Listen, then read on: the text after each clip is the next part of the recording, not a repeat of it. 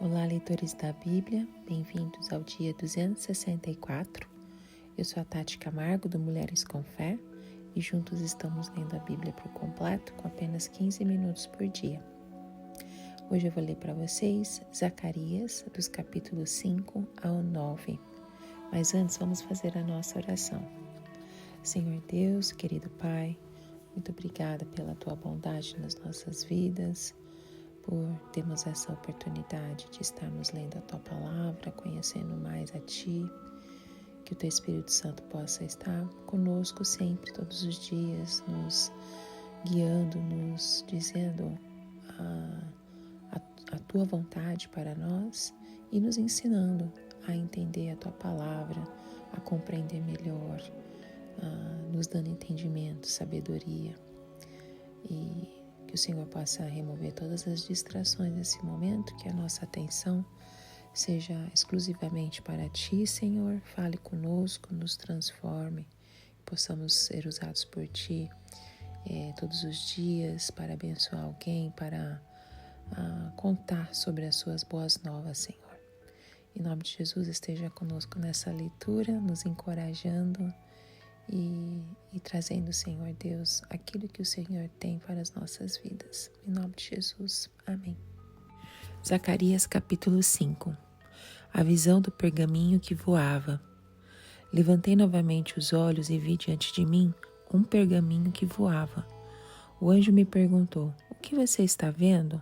Respondi: "Vejo um pergaminho voando com 9 metros de comprimento por 4,5 de largura."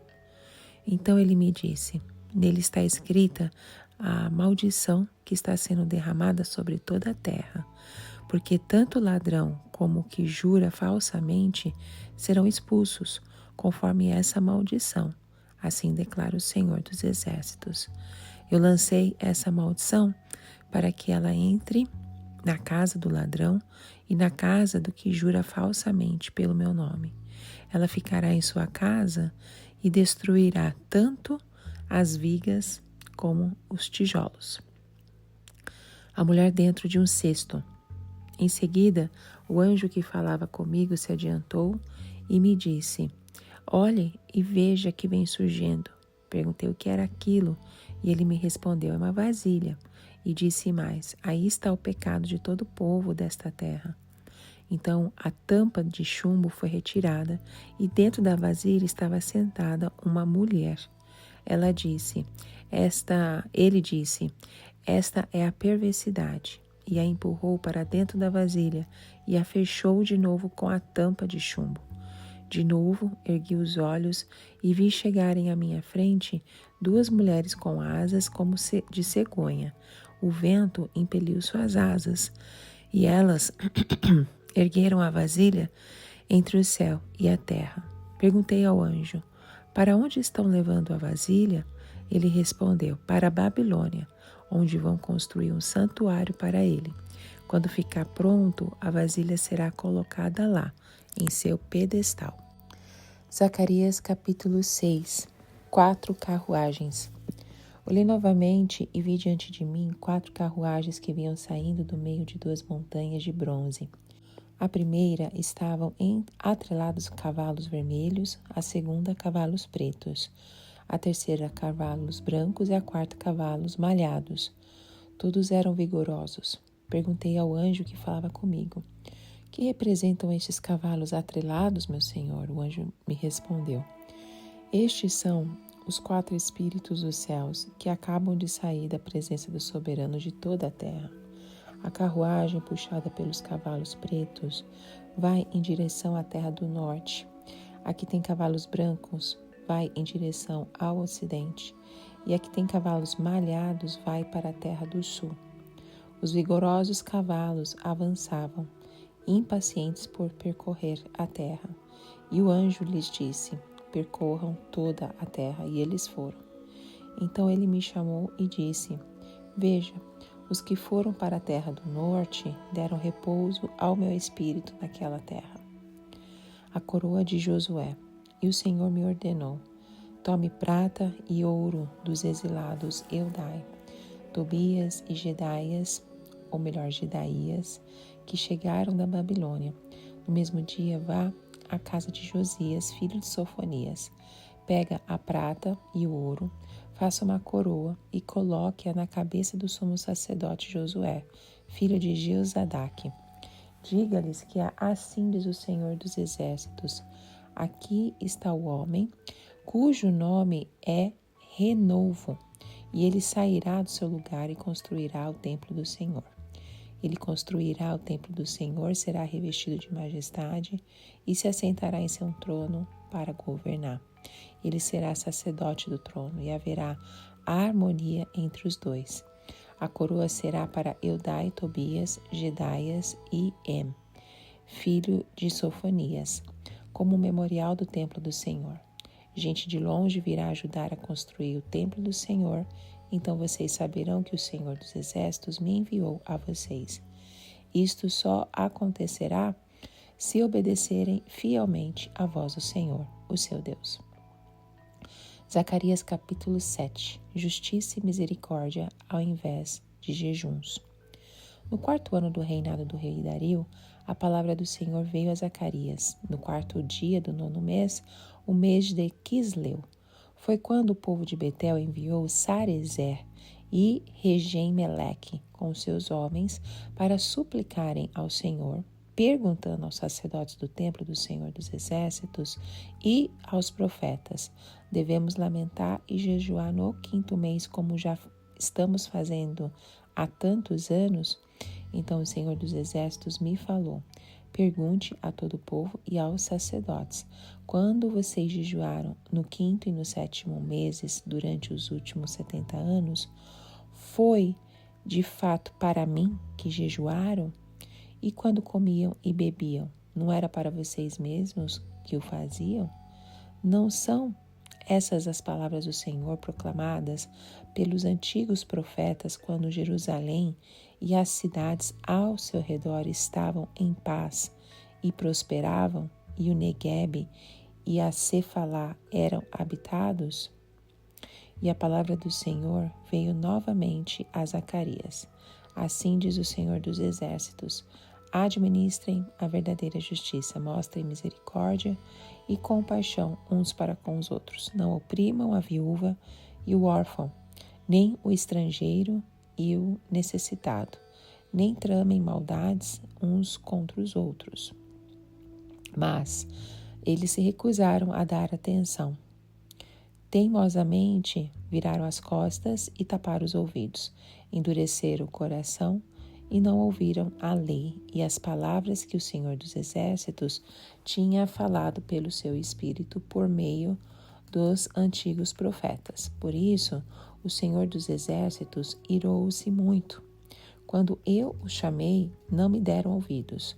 Por isso, quando eles me chamarem, também não os ouvirei, diz o Senhor dos Exércitos. Eu os espalhei com um vendaval entre as nações que eles nem conhecem. A terra que deixaram para trás ficou tão destruída que ninguém podia atravessá-la. Foi assim que transformaram a terra aprazível em ruínas. Zacarias capítulo 8. A bênção do Senhor para Jerusalém. Mais uma vez veio a minha palavra do Senhor dos Exércitos. Assim diz o Senhor dos Exércitos: tenho muito ciúme de Sião, estou me consumindo de ciúmes por ela. Assim diz o Senhor: estou voltando para Sião e habitarei em Jerusalém. Então Jerusalém será chamada Cidade da Verdade, e o monte do Senhor dos Exércitos será chamado Monte Sagrado. Assim diz o Senhor dos Exércitos: homens e mulheres de idade avançada voltarão a sentar-se nas praças de Jerusalém, cada um com sua bengala, por causa da idade. As ruas da cidade ficarão cheias de meninos e meninas brincando. Mesmo que isso pareça impossível para o remanescente deste povo, naquela época, será impossível para mim? Declara o Senhor dos Exércitos. Assim diz o Senhor dos Exércitos: salvarei meu povo dos países do Oriente e do Ocidente. Eu os trarei de volta para que habitem em Jerusalém. Serão meu povo e eu serei o Deus deles com fidelidade e justiça. Assim diz o Senhor dos Exércitos, vocês que estão ouvindo hoje estas palavras, já proferidas pelos profetas quando foram lançados os alicerces do templo do Senhor dos Exércitos, fortaleçam as mãos para que o templo seja construído. Pois antes daquele tempo não havia salários para os homens nem para os animais. Ninguém podia tratar os seus negócios com segurança por causa de seus adversários, porque eu tinha posto cada um contra o seu próximo. Mas agora não mais tratarei com um remanescente deste povo como fiz no passado, declara o Senhor dos Exércitos. Haverá uma rica semeadura, a videira dará seu fruto, a terra produzirá suas colheitas, e o céu derramará o orvalho. E darei todas essas coisas como uma herança ao remanescente deste povo. Assim como vocês foram uma maldição para as nações, ó Judá e Israel, também os salvarei, e vocês serão uma bênção. Não tenham medo, antes sejam fortes. Assim diz o Senhor dos Exércitos, assim como eu havia decidido castigar vocês sem compaixão, quando os seus antepassados me enfureceram, diz o Senhor dos Exércitos. Também agora decidi fazer de novo o bem a Jerusalém e a Judá. Não tenham medo. Eis o que devem fazer. Falem somente a verdade uns com os outros e julguem retamente em seus tribunais. Não planejem no íntimo o mal contra o seu próximo e não queiram jurar com falsidade, porque eu odeio todas essas coisas, declara o Senhor. Mais uma vez veio a mim a palavra do Senhor dos Exércitos. Assim diz o Senhor dos Exércitos: os jejuns do 4º mês, bem como os do 5º, do 7º e do 10º mês, serão ocasiões alegres e cheias de júbilo, festas felizes para o povo de Judá. Por isso, amem a verdade e a paz. Assim diz o Senhor dos Exércitos: povos e habitantes de muitas cidades ainda virão, e os habitantes de uma cidade irão a outra e dirão: vamos logo suplicar o favor do Senhor e buscar o Senhor dos Exércitos. Eu mesmo já estou indo. E muitos povos e nações poderosas virão buscar o Senhor dos Exércitos em Jerusalém e suplicar o seu favor. Assim diz o Senhor dos Exércitos: naqueles dias, 10 homens de todas as línguas e nações agarrarão firmemente a barra das vestes de um judeu e dirão: nós vamos com você, porque ouvimos dizer que Deus está com o seu povo. Zacarias capítulo 9, julgamento dos inimigos de Israel. A advertência do Senhor é contra a terra de Adraque e cairá sobre Damasco, porque os olhos do Senhor estão sobre toda a humanidade e sobre todas as tribos de Israel, e também sobre Amate, que faz fronteira com Damasco, e sobre Tiro e Sidom, embora sejam muito sábias. Tiro construiu para si uma fortaleza, acumulou prata como pó e ouro como lama das ruas. Mas o Senhor se apossará dela e lançará no mar suas riquezas, e ela será consumida pelo fogo. Ao ver isso, Ascalon ficará com medo. Gaza também se contorcerá de agonia, assim como Ecrom, porque a sua esperança fracassou. Gaza perderá o seu rei e Ascalon ficará deserta. Um povo bastardo ocupará Asdod, e assim eu acabarei com o orgulho dos filisteus. Tirarei o sangue de suas bocas e a comida proibida dentre os seus dentes. Aquele que restar pertencerá ao nosso Deus e se tornará chefe em Judá. E Ecrom será como os jebuseus. Defenderei a minha casa contra os invasores. Nunca mais um opressor passará por cima do meu povo, porque agora eu vejo isso com os meus próprios olhos. A vinda do rei de Sião. Alegre-se muito, cidades de Sião, exulte Jerusalém. Eis que o seu rei vem a você justo e vitorioso, humilde e montado num jumento, um jumentinho, cria de jumenta. Ele destruirá os carros de guerra de Efraim e os cavalos de Jerusalém, e os arcos de batalha serão quebrados. Ele proclamará paz as nações e dominará o mar a outro, e do Eufrates até os confins da terra. Quanto a você, por causa do sangue da minha aliança com você, libertarei os teus prisioneiros de um poço sem água. Voltem à sua fortaleza, ó prisioneiros da esperança, pois hoje mesmo anuncio que restaurarei tudo em dobro para vocês. Quando eu curvar Judá como se curva um arco e usar Efraim como flecha, levantarei os filhos de Sião contra os filhos da Grécia e farei Sião semelhante à espada de um guerreiro. O aparecimento do Senhor. Então o Senhor aparecerá sobre eles, sua flecha brilhará como um relâmpago. O soberano Senhor tocará a trombeta e marchará em meio às tempestades do sul. O Senhor dos exércitos os protegerá. Eles pisotearão e destruirão as pedras das atiradeiras. Eles beberão o sangue do inimigo como se fosse vinho. Estarão cheios como a bacia usada para aspergir água nos cantos do altar. Naquele dia o Senhor, o seu Deus, os salvará como um rebanho do seu povo, e como joias de uma coroa brilharão em sua terra. Ah, como serão belos, como serão formosos! O trigo dará vigor aos rapazes e o vinho novo às moças. Amém. Zacarias 5 nos leva para um mundo visualmente dramático e cheio de simbolismos que capturam a imaginação. Este capítulo apresenta imagens poderosas que não apenas contam uma história, mas também carregam profundas implicações morais e espirituais. O texto se abre com uma visão surpreendente, um pergaminho voando, uma cena que soa quase cinematográfica. Mas o que esse pergaminho representa? Por que ele voa? E o que simboliza sua mensagem escrita de maldição que percorre toda a terra?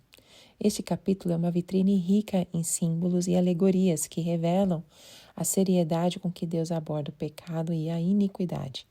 À medida que a gente explora Zacarias 5, na nova versão internacional, que é o que a gente está lendo, nós somos desafiados a entender as dimensões da justiça e a pureza sob a ótica divina, em um drama que se desenrola tanto no céu quanto na terra. O que começou com uma simples visão de um pergaminho evolui rapidamente para um cenário envolvendo uma mulher encarcerada dentro de um cesto e terminando com uma misteriosa viagem à Babilônia. Bom, vamos falar um pouco da visão do pergaminho voador. A visão sugere algo urgente e de grande importância, pois um pergaminho dessa magnitude não seria usado para mensagens triviais. A imagem de um pergaminho voando também implica uma disseminação rápida da mensagem que carrega, sugerindo uma intervenção divina iminente e abrangente. Essa visão pode ser comparada ao tabernáculo, cujas dimensões eram exatamente essas, simbolizando assim que as mensagens contidas no pergaminho estão em harmonia com a presença santa de Deus entre o seu povo. Lembrando que é citado lá no começo de Zacarias o tamanho do pergaminho, 9 metros de comprimento e 4,5 metros de largura. Então, a visibilidade do pergaminho, por estar voando, serve como um lembrete de que as leis de Deus são supremas e visíveis para todos e que a justiça divina é inevitável. Esse segmento da visão serve para reforçar a ideia de que a palavra de Deus não está escondida, mas exposta e ativa, pronta para entrar nas casas dos transgressores, o que leva diretamente à próxima visão, a maldição que está escrita no pergaminho. A severidade da maldição é tal que promete destruir completamente as casas dos que cometem esses pecados, simbolizando não apenas a destruição física, mas também a exclusão da comunidade do pacto. Esta parte da visão serve como um sério aviso de que a iniquidade pessoal tem consequências comunitárias e que a justiça de Deus é tanto meticulosa quanto abrangente. Vamos falar sobre a visão do cesto e da mulher perversa, lá dos versículos 5 ao 8. A visão, ela se desdobra para revelar um cesto que é dito conter o pecado de todo o povo desta terra.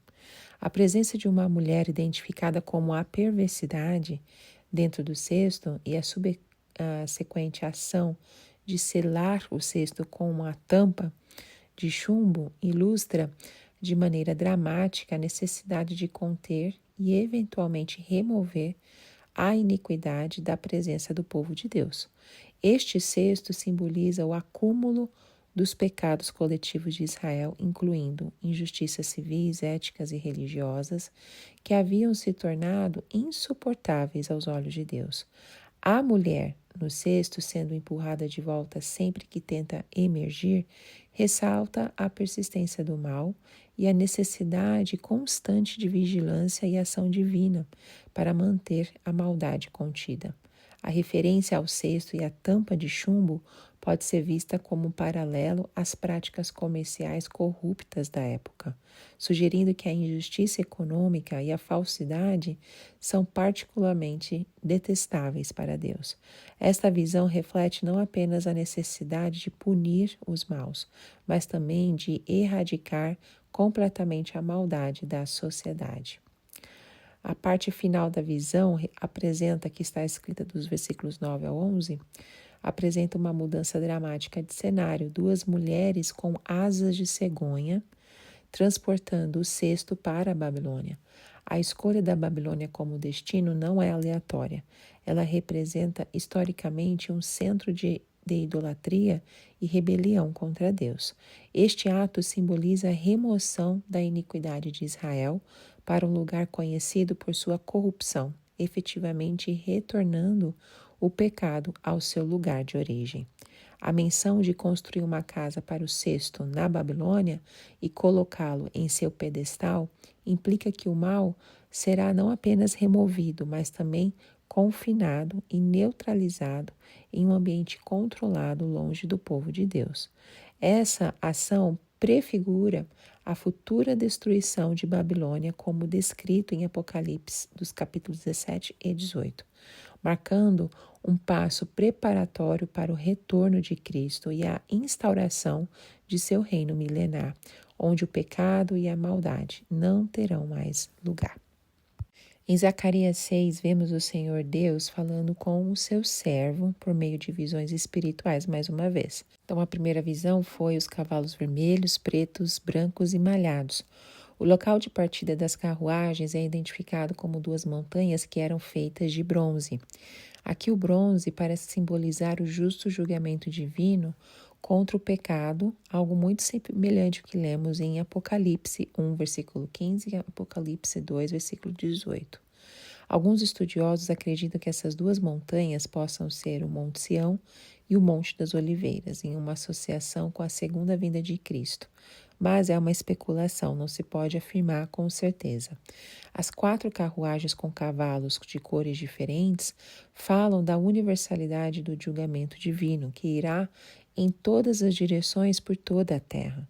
Se as cores aqui possuem algum significado, talvez o vermelho simbolize guerra e derramamento de sangue. Preto signifique morte e fome. Branco, fado de triunfo e vitória. E malhado, uma referência a pestes e pragas. Algo semelhante que vemos em Apocalipse 6, versículos 1 ao 8. O significado da visão dos cavalos. A pedido de Zacarias, o anjo intérprete explicou o significado dos cavalos com suas carruagens.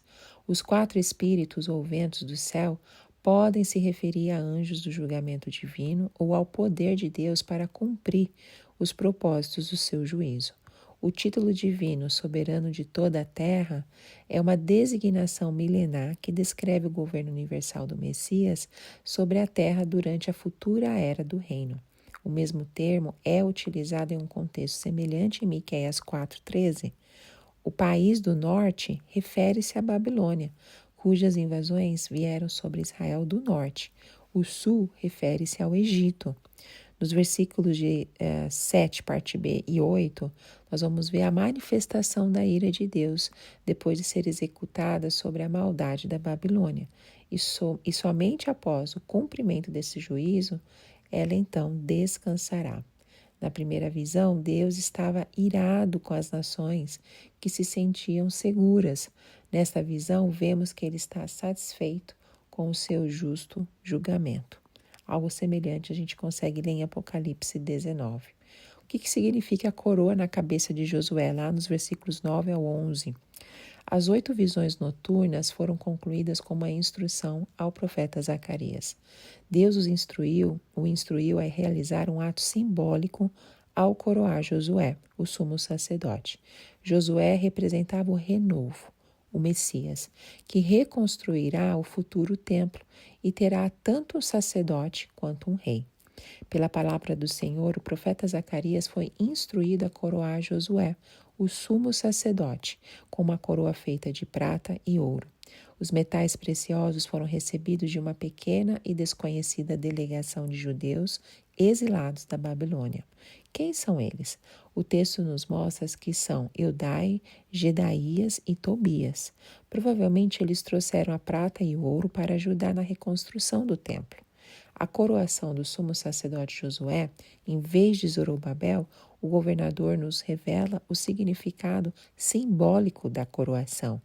A coroação de Zorobabel pode ter sido mal interpretada por alguns, como a coroação do messiânico filho de Davi, já que Zorobabel, como o Messias prometido, era tanto um descendente de Davi quanto um líder político.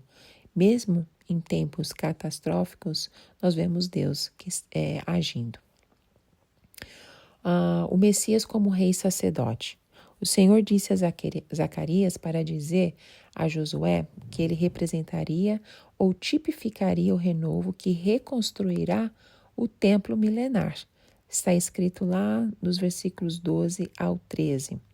A coroação tinha um significado típico, apontando para o Messias como rei sacerdote, como Melquisedeque séculos antes, que aparece também em Gênesis 14, dos versículos 18 ao 20. O título renovo é um título messiânico, como já indicado em Zacarias 3, versículo 8. Visto que a promessa de reconstruir o templo pós-exílico nos dias de Zacarias foi dada a Zorobabel, qualquer papel que o próprio Josué tivesse no projeto era aparentemente menor. Assim, a promessa de que o renovo construirá o templo do Senhor provavelmente se limita ao papel do Messias no estabelecimento do templo, como se lê em Isaías 56, versículos 6 e 7. O texto nos diz que o renovo messiânico será revestido de majestade, sendo esta uma clara referência a Jesus, como portador da glória essencial de Deus. Cristo também se sentará e governará em seu trono como sacerdote em seu trono, como nos mostra também em Hebreus 4,15. Um sacerdote levítico, segundo o regimento da lei mosaica, nunca poderia se tornar um rei e sentar-se em um trono, mas Cristo unirá a si os ofícios de sacerdote e rei, como também indicado na declaração. Haverá harmonia entre os dois. Jesus é o sacerdote perfeito.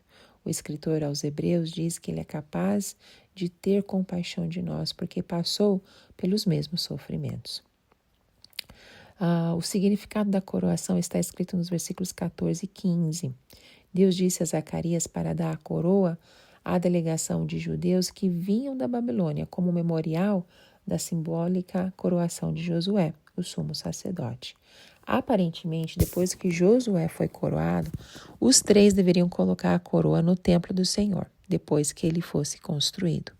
Imperceptivelmente, as instruções divinas dadas ao profeta Zacarias para a realização, a coroa simbólica, parecem ter ligação com a profecia proferida pelo renovo, que é enviado pelo Senhor. A delegação da Babilônia, embora composta por judeus, parece ser um símbolo de todos aqueles que estão longe e que ajudarão a construir o templo milenar. Pessoas de muitas nações ao redor do mundo trarão suas riquezas para o templo Isso também pode ser visto em Isaías 60, versículo 5, e Ageu, capítulo 2, versículos 7 e 8. Em Zacarias 7, aprendemos que as nossas atitudes de culto ao Senhor Deus devem ser movidas de sinceridade e adoração. O Senhor acusa o povo de jejuar e oferecer sacrifícios em benefício próprio. Não havia intenção de agradar a Deus com as suas atitudes. Eles não estavam cumprindo o seguinte princípio: assim, quer que vocês comam, bebam ou façam qualquer outra coisa, façam tudo para a glória de Deus. 1 Coríntios 10, 31. A nossa vida deve ser um altar constante de adoração ao Senhor. Todas as nossas atitudes, no fim, devem carregar o desejo de honrá-lo. Seja na igreja ou na vida cotidiana, na escola, no trabalho, em casa, nós devemos fazer tudo para a glória de Deus.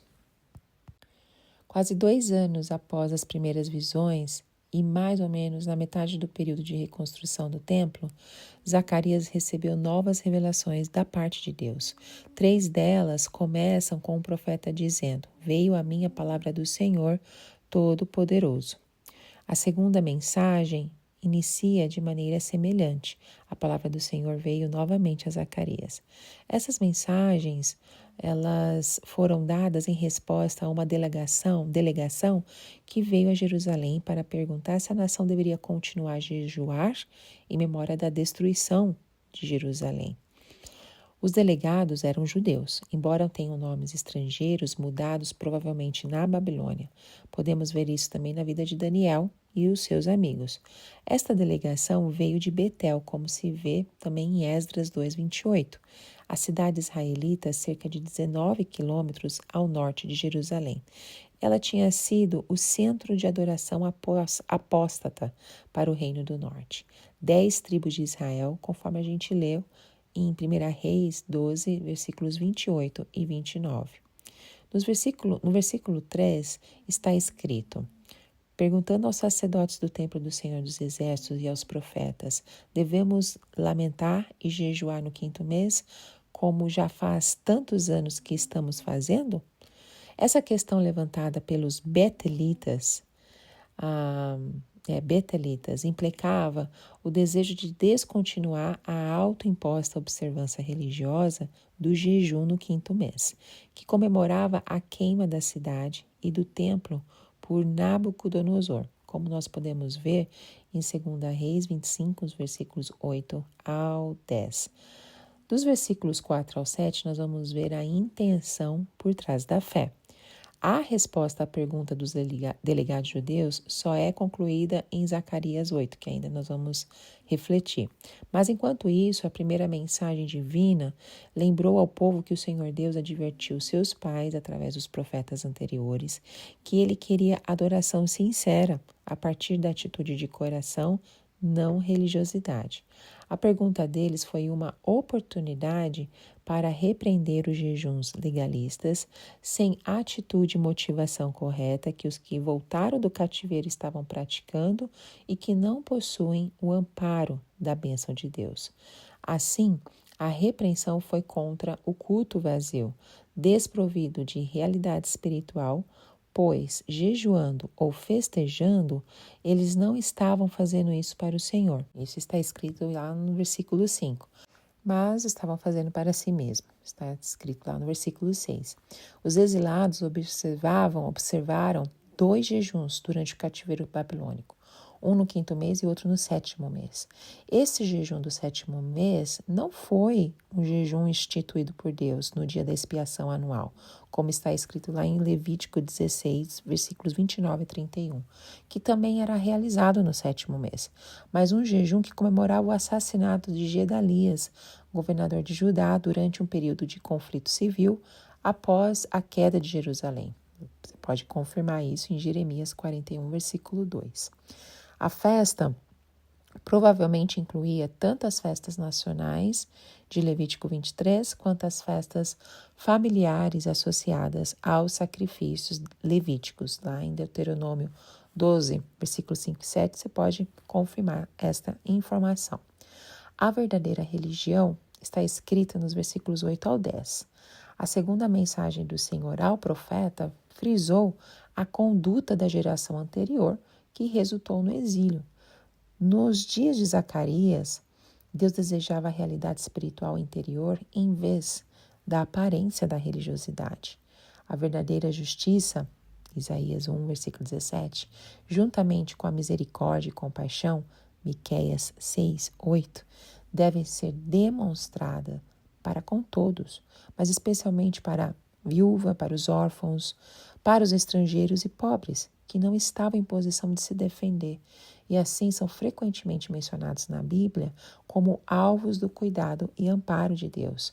Além disso, o povo de Deus não devia nem pensar mal uns dos outros. Nós vamos ver dos versículos 11 ao 14, corações endurecidos. A geração anterior havia sido desobediente, viraram as costas e taparam os ouvidos para a palavra e a vontade de Deus. Eles endureceram seus corações e não ouviram nem obedeceram às palavras que o Senhor Todo-Poderoso havia enviado pelo Espírito por meio dos profetas anteriores.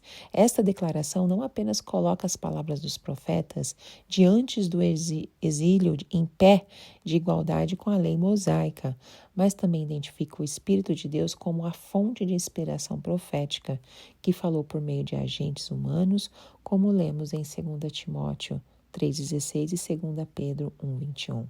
A desobediência do povo à verdade revelada resultou em ira divina, e os resultados são apontados aqui. O Senhor não ouve as suas orações, versículo 13. Foram dispersos entre as nações, versículo 14. A terra foi desolada, versículo 14 também. Em Zacarias 8, o Senhor Deus começa demonstrando seu amor por Sião. Embora tantas coisas difíceis tenham acontecido a seu povo, o Senhor mostra que não os abandonou ou deixou de amá-los. As dificuldades da vida não devem ser sinônimo do abandono de Deus. Muitas das situações difíceis que vivemos são frutos das nossas más escolhas. O povo de Deus estava passando por um dos piores momentos de suas vidas, sem receber alívio porque não estavam buscando a Deus.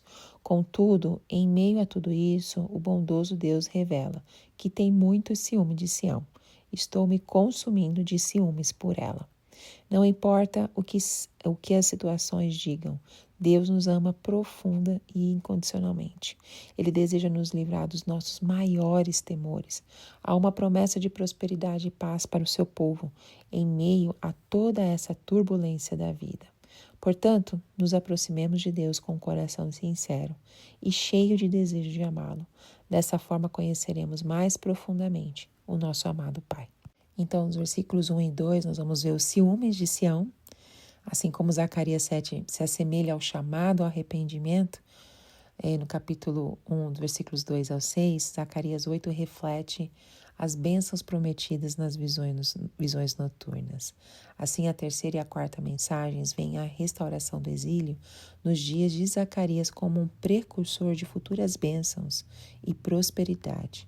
Eles também enfatizam aquele tempo futuro em que a justiça e a paz encherão a terra. Zacarias novamente identificou esta mensagem como uma revelação de Deus.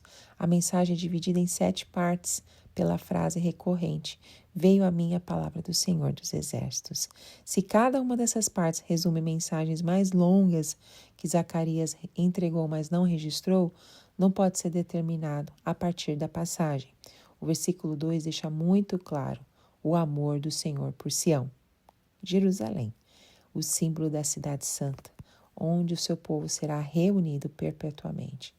Aí nos versículos 3 ao 6 nós vamos ver a restauração de Jerusalém, o reinício do relacionamento entre Deus e seu povo, é marcado por seu retorno a Sião, Jerusalém, fato que antecipa o cumprimento do milênio através do reino pessoal de Cristo no trono de Davi. Naquele tempo, sua verdade e santidade serão comunicadas na cidade em toda a terra.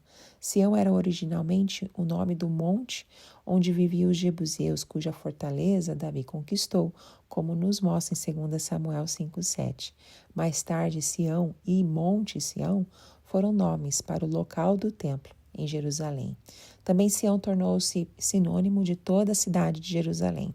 Sião e Jerusalém são mencionadas juntas várias vezes por Zacarias. Em Jerusalém haverá segurança em todos os sentidos, inclusive para os mais vulneráveis, como idosos e crianças. Tais bênçãos futuras podem parecer maravilhosas para o remanescente, desde o povo naquele tempo, em contraste com a destruição que virá antes, como vemos em Mateus 24, dos versículos 15 ao 25. Mas tais realizações milagrosas não são difíceis para Deus. Nós vamos ver depois o futuro de Israel e Judá, registrados nos versículos 7 e 8. Mais uma vez, o Senhor prometeu reunir Israel e Judá no futuro. Os países do leste e do oeste são provavelmente uma forma de ilustrar países em todas as direções por toda a terra. Esse alcance mundial dessa restauração sugere que Jerusalém representa a terra de Israel como um todo. Esse reagrupamento irá instituir um relacionamento restaurado entre Deus e Israel, em que a fidelidade e justiça de Deus serão mais evidentes. Depois nós vamos ver a rica semeadura e colheita registrada nos versículos 9 ao 13. As pessoas que ouviram essas palavras ditas pelos profetas Zacarias e Ageu deveriam ficar encorajadas para completar a reconstrução do templo. As promessas de bênçãos futuras de Deus devem sempre encorajar o seu povo em suas tarefas atuais. Então, as bênçãos futuras de Israel estão relacionadas não apenas à produtividade da terra, mas também a um papel invertido entre as nações. Agora, um objeto de maldição entre as nações, Judá e Israel, será uma bênção. Portanto, o povo não precisa ter medo. E aí Deus decide abençoar, registrado lá nos versículos 14 a 17. O Senhor então afirmou a certeza do seu cumprimento do seu propósito divino para as bênçãos futuras. Ele comparou essa bênção futura com as promessas já cumpridas de desastre que ele trouxe sobre os antepassados dessa geração que haviam pecado. Então, em vista das opções de desastres e bênção, Deus ofereceu ao seu povo um futuro que refletia a realidade espiritual, em vez do formalismo hipócrita que caracterizava seus pais e os ameaçava. Verdade, justiça, misericórdia e honestidade devem ser parte do seu caráter nas esferas pessoal, civil e religiosa. Em resumo, a mensagem é: faça aquilo que Deus ama e evite as coisas que Deus odeia. Nos versículos 18 a 19, nós vemos aqui uma mensagem para nós amarmos o que Deus ama. Novamente, as pessoas no dia de Zacarias foram encorajadas por sua esperança futura de amar o que Deus ama. Neste caso, a verdade e a paz. No futuro dia de bênção, os povos de toda a terra se unirão aos judeus por causa do seu relacionamento com o Senhor. As pessoas saberão que Deus está com Israel e que eles são seu povo. Como resultado, muitas nações virão a Jerusalém para a adoração. Em Zacarias 9, o último capítulo deste áudio, Deus de Israel faz uma grande advertência contra os inimigos do seu povo. Isso é uma consequência dos danos causados aos filhos do Senhor. Não se preocupe, o Senhor tem cuidado de você nos mínimos detalhes. As coisas que lhe afligem não estão passando despercebido aos olhos dele. Se permanecermos na presença do nosso Deus, desfrutaremos da promessa de alegria que ele tem reservado para todas nós. A graça de Deus é consoladora e protetora. A calamidade não lhe destruirá, desde que você permaneça debaixo de suas asas. Nos versículos 1 e 2, nós vamos ver Deus contemplando toda a terra. Alexandre o Grande foi provavelmente a causa humana da destruição apresentada nestes e nos versículos seguintes, porque a ordem das cidades apresentadas no texto bíblico parece corresponder geralmente à linha de marcha de Alexandre, mas seu envolvimento é ignorado nessa profecia para enfatizar a causa divina final do julgamento em certas cidades e países, começando ao norte de Israel. A localização mais ao norte, Adraque, era provavelmente Hatarika, uma cidade e país ao norte de Ramate, mencionado em inscrições assírias. Damasco era a capital de Arã, Síria. As palavras, porque os olhos do Senhor estão sobre toda a humanidade, sobre todas as tribos de Israel, indicam um temor de todos os povos pelo julgamento divino trazido sobre suas cidades. Amate era uma cidade síria ao norte de Damasco, no rio Orontes. A oeste, na costa, ficavam as cidades fenícias de Tiro e Sidom. Depois nós vamos ver que, nos versículos 3 ao 4, que Tiro era uma fortaleza, uma cidadela de defesa, que havia resistido a um cerco de 5 anos pelos assírios, sob a liderança de Salmaneser V, e anos depois a um cerco de 13 anos pelo exército babilônico de Nabucodonosor. Sua força comercial e econômica se reflete em figuras de linguagem que falam de prata sendo tão comum quanto o pó, e o ouro tão comum quanto a sujeira que se vê em Ezequiel 28, versículos 4 e 5. Seu empobrecimento e a destruição pelo relativamente breve cerco de 5 meses de Alexandre são atribuídos à ação final de Deus em destruir seu poder no mar. Tudo pertence ao Senhor. Versículos 5 ao 7, eles mostram 4 das 5 principais cidades filisteias são as próximas na marcha do julgamento. O sangue e o alimento proibido de sacrifícios idólatras, retirado das próprias bocas e dentes cerrados de alguns filisteus, indicam sua retirada da idolatria para pertencer ao Deus de Israel e até se tornarem líderes em Judá. Como os jebuseus, eles serão absorvidos e farão parte do povo de Deus. Uma vez que não há evidência de que isso foi cumprido na invasão de Alexandre, aparentemente aguarda o cumprimento futuro como parte da bênção que resultará do governo de Jesus sobre a terra. Deus defende seu povo no versículo 8.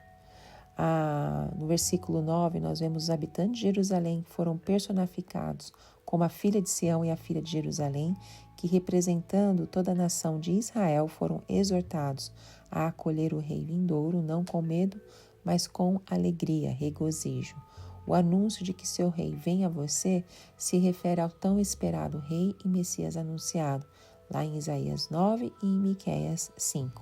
O adjetivo justo descreve tanto seu caráter quanto seu reinado. Ele virá como libertador. Sua entrada pacífica montada em um jumento foi cumprida quando ele se apresentou a Israel na entrada triunfal, descrita em Mateus 21, dos versículos 1 ao 5. No antigo Oriente Próximo, se um rei viesse em paz, ele montava um burro em vez de um garanhão de guerra. Cristo montou um jumentinho, o potro de uma jumenta. Como algumas outras profecias do Antigo Testamento, esta combina 2 eventos em uma perspectiva.